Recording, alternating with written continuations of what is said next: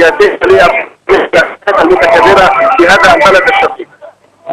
نعم، من المفترض أن يتم توقيع الوثيقة اليوم، وثيقة الحوار الوطني. هل ثمة معلومات عن البنود التي تتضمنها هذه الوثيقة؟ الصوت يبدو أنه مشوش.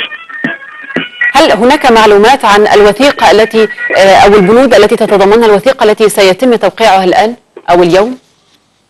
حتى هذه اللحظة لم تجد أي تفاصيل حول هذه الوثيقة التي من المقرر أن يعني توقع من قبل القوى السياسية.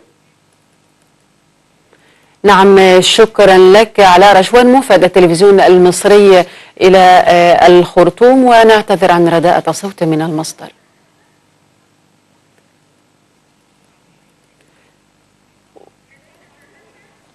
وما زلنا نتابع مع حضراتكم فعاليات جلسة الحوار الوطني المقامة في الخرطوم بمشاركة الرئيس عبد الفتاح السيسي وعدد من الزعماء الأفارقة والمندوبين عن الدول الكبرى.